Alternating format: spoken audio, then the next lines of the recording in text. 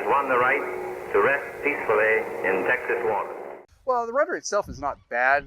What we know is that sometime between 48 and 89, the rudder was put over to 14 degrees. By the stewards of the ship. We don't know who. So it could have been the last rudder order that was given.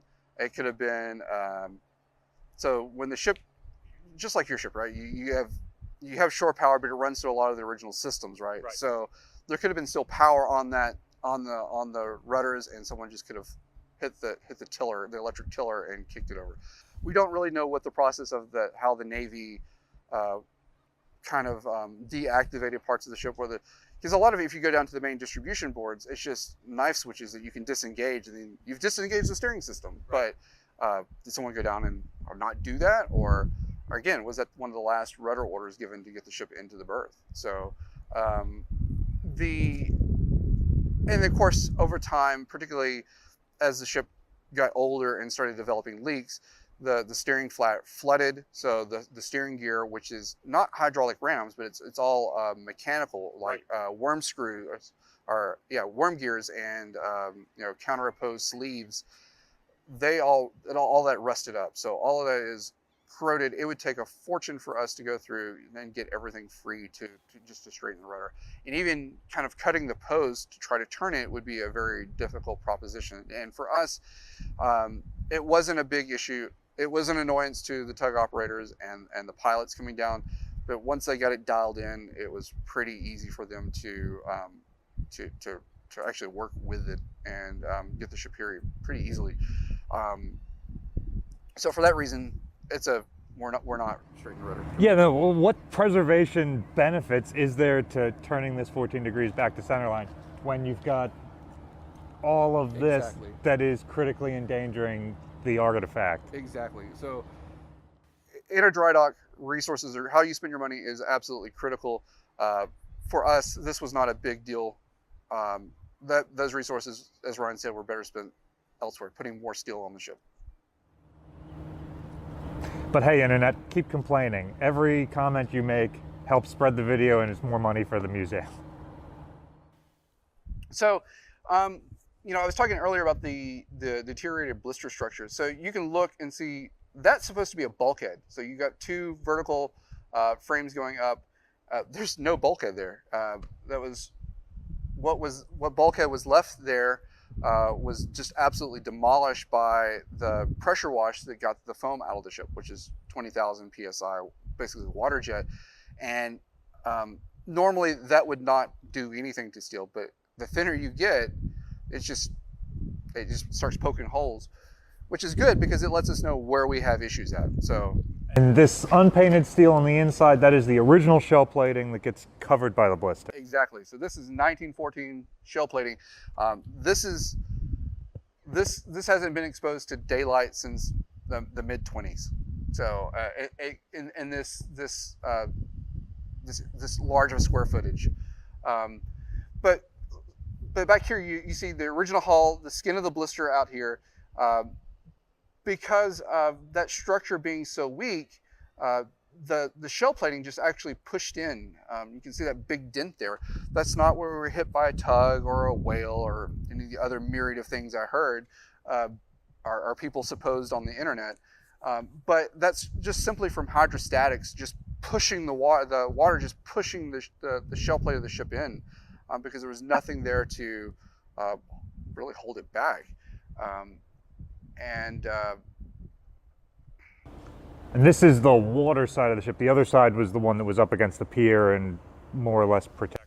Well, both sides were up against the water. For whatever reason, this side was in worse shape than the other. We had a little bit of dimpling, but it wasn't as bad as, like, we had a big dent that ran about 150 feet the length of the blister at about 15 feet down. That is a lot of force over a big square area. You think about 10 pounds per square foot, but if you start adding up, that's 150 feet by like 10 feet. That's a massive amount of force on a weak structure. And that weak structure is also why the blisters leaked a lot while the ship was in service, because this is a riveted skin So you have the hydrostatic forces, the ship moving through water, just the water pressure pushing up against it, causing it to flex. Well, those rivets, that mechanical connection starts to stretch over time, and those rivets wear out, and then they start leaking. So all the rivet seams start leaking. The bulk of the leaking that we had, particularly on this side of the ship, was through the rivet seams. We obviously did have some holing. There's a big a salvage patch right there. That's that dirty looking mud dauber nest there. That patched a hole there, but for the most part, it was through rivet seams, which made it really difficult to patch and to slow water leaks down. In fact, the tank right here is, we were pumping about 400 gallons of water out of that tank every minute before we started filling these tanks with foam. So, and overall, globally, we were pumping about between 1,500 and 2,000 gallons a minute out of the ship a minute before we started, filling these areas with foam. That's about the size of a backyard swimming pool every minute. Do you want to talk about the foam real quick? How did that work? Would you recommend it to other museum ships in a similar situation? Only if they're in as extreme a condition as we are. So the foam works really well. Our process for putting the foam in was we pumped the tanks down as far down as we could get them, patched as much as we could to keep water ingress coming so that we had a good cure on the foam. Once this closed cell foam cures, it's water resistant, right? And it displaces water.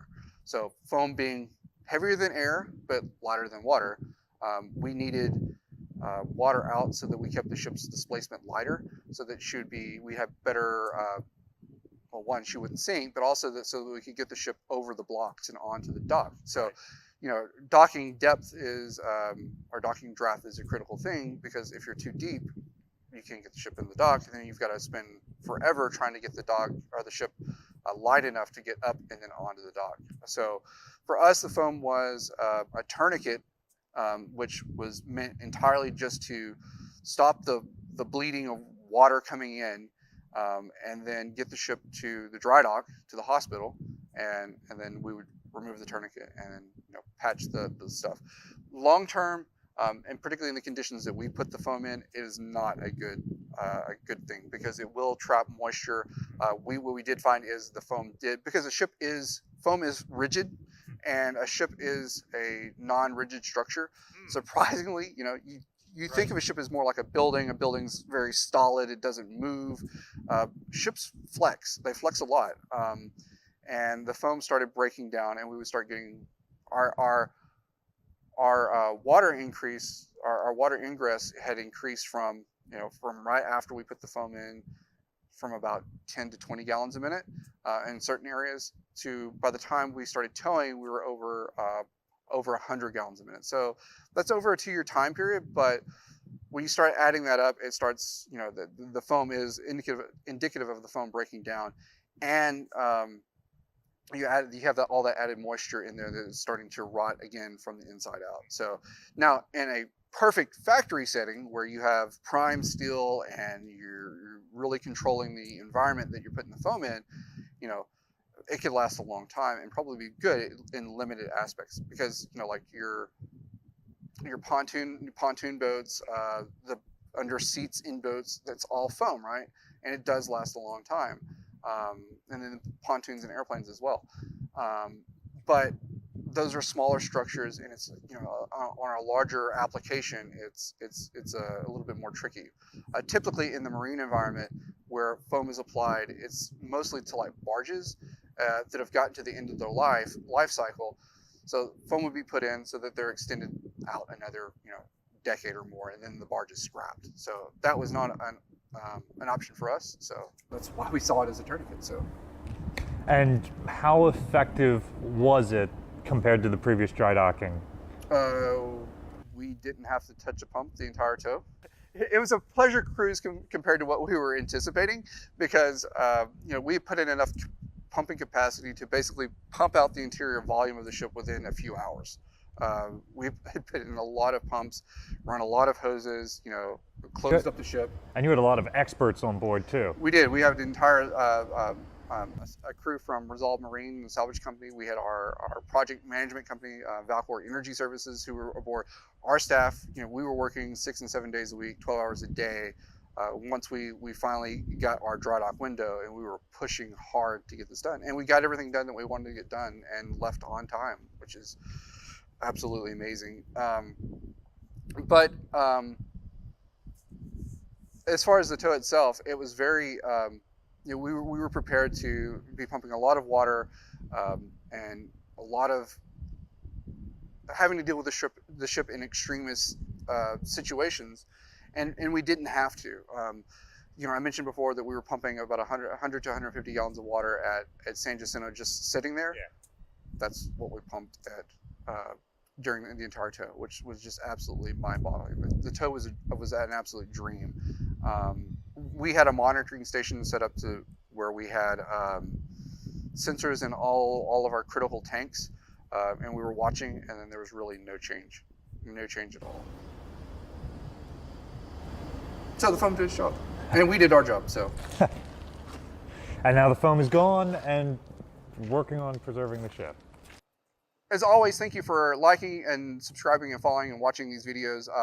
If you like more of our beautiful Battleship content, you can follow us on our Facebook group, Battleship Texas Foundation group, our Instagram, our Twitter, and our TikTok.